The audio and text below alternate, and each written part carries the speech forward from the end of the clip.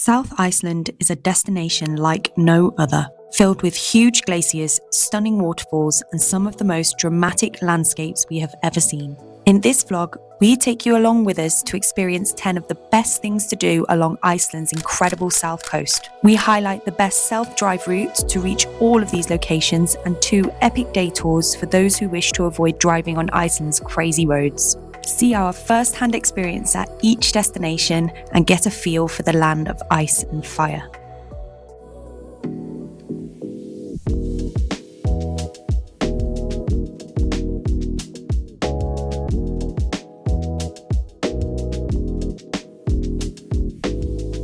So we stopped very briefly at the famous church in Vik, which is a really cute village just on the way to the glacier. It's very cold, but this is the church. Look, it's very beautiful. And it's right at the top of the hill. Look, it's over the village and the Iceland flag. And this over here is the village of Vik. Pretty. We're gonna change cars and get into the minivan to go to the glacier. Hold on. So we're going to change cars and get into the minivan to go to the glacier in just a second. So I'll see you there. I really want to visit the Black Sand Beach and I've got 10 minutes, so off I go. Very quick pit stop to the Black Sand Beach. I'm not sure if we're going to get back here over the next 2 days, but just in case we don't, I'm going to try and have a quick look now. So see you in a sec.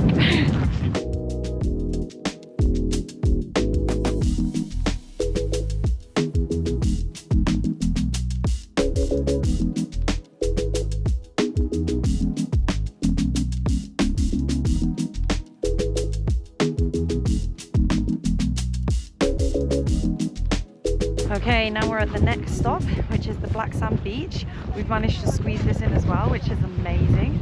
And this spot behind me apparently is very famous for Game of Thrones. So I'm just going to show you.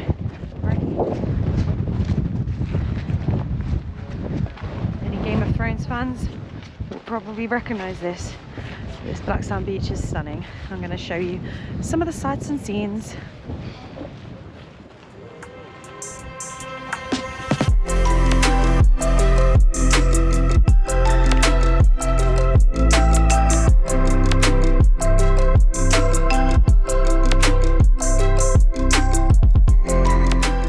Okay, it's definitely too windy to put up Bumblebee. That's the drone if you're new to the channel. Hopefully you can hear me because it's very windy. But this is beautiful. So after that very quick pit stop at the Black Sand Beach, we're now off to 2 of the most famous waterfalls in Iceland. That is Seljalandsfoss and Skogafoss. Hopefully I've not butchered either of those, but they're massive, really famous waterfalls. So really excited to see them. And they are also a part of the same tour, so you do get a lot included. All right, getting back on the bus. I'll see you there. So we have just arrived at Skogafoss, which is the first stop of 2 of the most famous waterfalls in Iceland, and it's insane. It's very popular, so it's quite busy here, but have a look at this. There are bits of frozen water down the side. I'm going to go closer to get a better look. Hopefully you can hear me because it's very windy again. So I'm going to head over. See you there.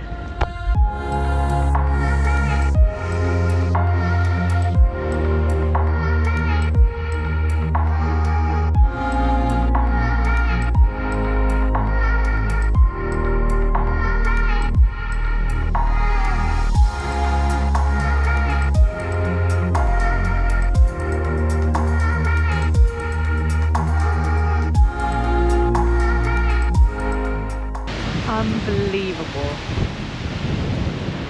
Iceland is out of this world.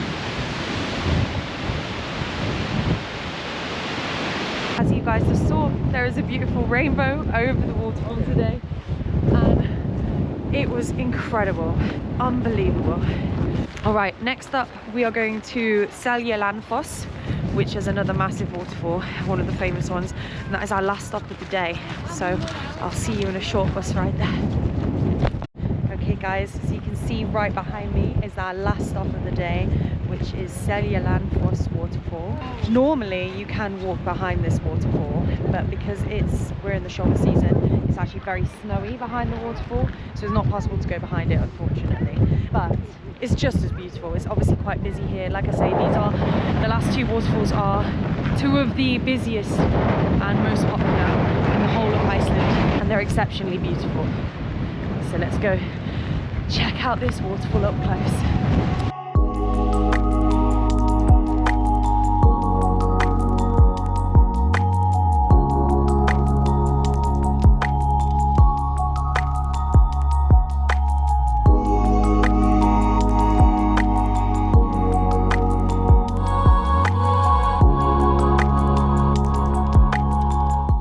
So the British in me is loving the orderly queue for the photo by the waterfall. We didn't have that at the last one, we were just very lucky. Yeah, everyone kind of formed a bit of a queue, so that was cute. I'm going to take you to the staircase because the path round to the behind the back of the waterfall, which is what this waterfall's famous for, is over here, and I can see the staircase is just covered in icicles and it's kind of beautiful. So I want to check it out. The rainbow's back! Look at it! Okay, the mission to see the icy stairs has been taken over by the beautiful rainbow that's just appeared. No, you see the double rainbow? Yeah, there was at the last one as well.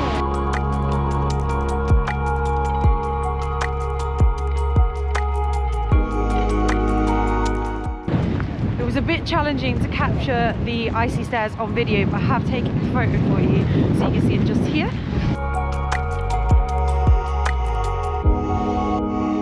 But now we are on our way back. We're just going to grab a quick coffee before the bus journey home, which takes about an hour and a half. The sun is beautiful, the wind is still winding, so my permit, which you do need to fly a drone here, is relatively useless. I saw someone giving it a go, but they're braver people than me. I don't want to lose my bumblebee. I'm a little bit attached to him. But maybe another time, more reason to come back. But those rainbows were just out of this world beautiful, so they're still there. Say goodbye to the waterfall. Grab a quick coffee. See you in a bit. So we are about to head to our Northern Lights tour. We are just in the hallway, ready to go. I am salopetted up, Adrian's with me. In full ski gear and Immos. Because we're about to be sat outside. Hold on. Yeah, we are about to be sat outside until midnight. So it's going to be very cold, and we're not doing a lot of moving, I think. We are obviously sat waiting to see the lights, so I think this will be the coldest night. This is the current setup. Bum bag included, salopets included. I'm ready. It's a short walk to the stop. So if anyone is booking these tours, you have to, most of them meet at somewhere called bus stop 12. So we're about to walk there now. It's about a 10-minute walk from Kex Hostel, that way apparently. So we're heading there. We're also trying to get some food from the shop on the way because Iceland is spenny, very spenny. Prepare yourselves for spenniness. Think like central London prices, and that will like mentally prepare you. Central London prices in a hostel. So yeah, I'm excited. See you later. So we're currently in a massive queue for the bus, and the guy is calling everyone out by name, and it's actually really funny. Firstly, I'm really impressed with this. No, there is no. Oh, that's me! Yes, that's us. 2 people, welcome. Yeah. Okay, so literally as I was saying that, they called my name, but this is crazy. We were on really quickly, I wasn't expecting that. And we're right at the front of the bus, which helps me because I get really travel sick. I'm about to put on my travel sickness glasses. They look so cool. They don't at all, but they really work. But yeah, this is kind of crazy. The queue is mad. Look, I don't know if you can see out the window. I am so impressed with his name pronunciation because there are people from everywhere and he is naming every single person individually. So hats off to him. I think he's had lots of practice. Alright, we will see you there. People are getting excited.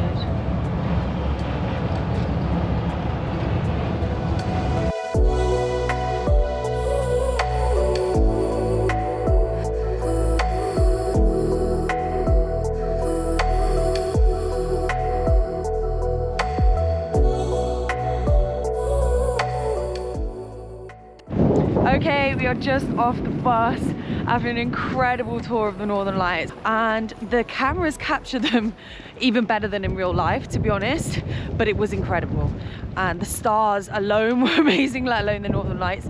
This tour cost us £50, just under £50 each. That includes pickup and drop off, and it's about 2-3 hours there, like the whole trip. So we were picked up around 9:30. It's now just gone midnight. It's a 10-minute walk from the hostel. It's probably worth going with a guide. You probably could rent a car and try and find the spots, but the thing is they really know the aurora and they look at the weather and work out basically the best spots to go. So for 50 quid to have it just sorted for you, it's well worth it, I think. It was amazing. If you want to do it, I'm going to link that tour below. And ask for Romeo because he was awesome. He literally went through all the camera settings with everyone on the tour, which was so cute for both Android and iPhone. And we got some of the most amazing photos. And we're going to head back to the hostel now. So it's a big day tomorrow. I'm going to get some shut-eye and I will see you bright and early in the morning. Good morning, guys. We are already on the way. The tour started bright and early at 7 o'clock in the morning because it's a very, very, very long tour. So we're talking like 14-15 hours long, because to get to the Glacier Lagoon from Reykjavik, it's a very long way. So probably the best way to do this would be to hire a car and take your own way there. But if you, it's very windy in Iceland, if you're very short of time, then taking a tour from Reykjavik is possible, and we really wanted to see it, and this is quite a short trip. So we just stopped for a quick coffee break, then I'm going to be back on the bus and take you to our first stop. We've got quite a few stops on the way, so I'm going to take you along with me, and I'll put a link to this tour down below as always if you would like to do it, and I'm going to put the locations in each of the stops, so if you want to plan your own trip you can also do that as well. Alright guys, see you in a bit. Big love. Hey guys, we have just arrived at our first proper stop of the day en route, and you can see just behind me here is this stunning waterfall. It's beautiful. It's actually less commonly visited. I can't pronounce the name, I'm so sorry, I don't want to butcher it. I will link the location again if you want to plan this road trip yourself, and I will also link to the tour. But it's actually not too windy, so I might try and stick up Bumblebee, who's our drone if you're new to the channel, and try and get this from the sky. Alright, see you in a minute.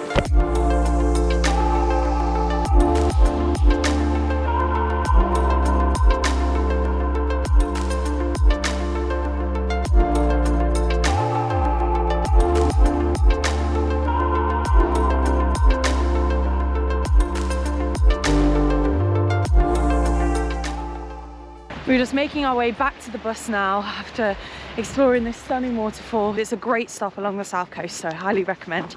All right guys, I will see you at the next stop. Big love. So guys, we are in the middle of nowhere, like the middle of nowhere. When I say that, there is not another restaurant for 100 kilometers either direction, and I have managed to get a vegan burger. I'm pretty happy with that. I can't lie, I was expecting to feast on crisps and bread today, but yeah, here it is. I will link to this location down below as well, because if you are doing your own road trip and you need somewhere to stop in the middle of nowhere, this is pretty much the only place. So it's kind of somewhere you want to know about, although it's not the main sights and scenes of the day. It's kind of essential. Literally by outside a glacier outlet though, so it is stunning. I'll capture that on the way out. But pretty much what I just showed you on the bus is all surrounding this tiny restaurant in the middle of nowhere. So yeah, I recommend coming here. If you are on the tour, you will come here anyway. But if you make your own trip, I recommend stopping for a toilet break and some food. Prices are not that bad for Iceland either. This was about £12. And Adrian got this delicious lunch as well. Have eaten, sorry. If you're meatier, it's like a buffet. How much was your buffet? So you know what you're expecting when you come. But yeah, it comes with coffee, mind us, which I'm pleased about. Alright guys, I'll see you at the next stop.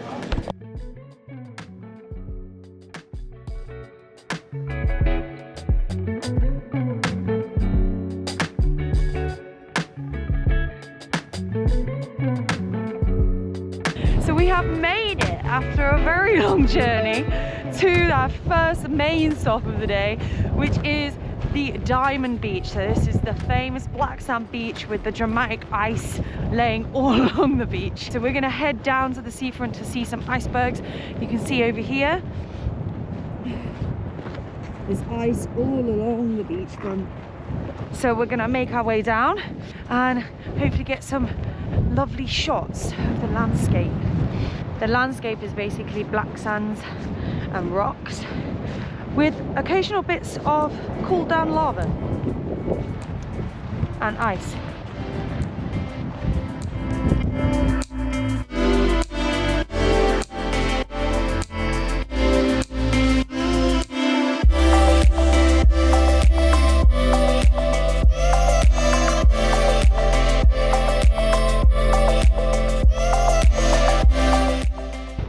Made it to the water's edge, guys. Have a look at this.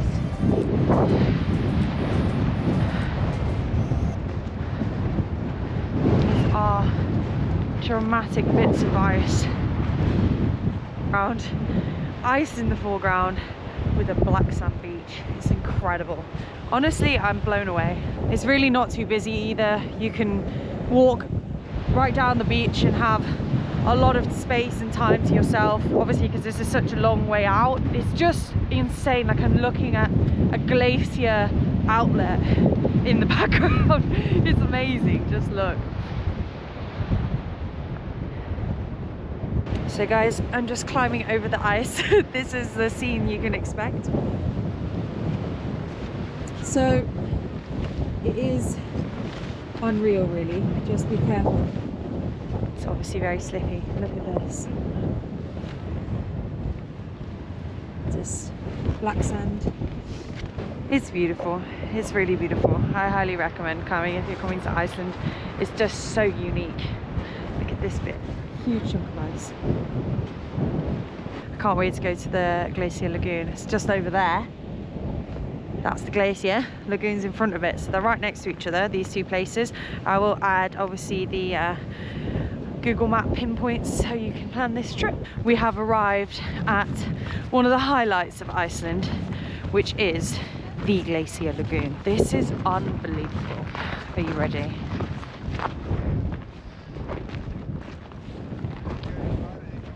Over that way you have one of the largest glacier outlets for the largest glacier in Iceland, and arguably Europe.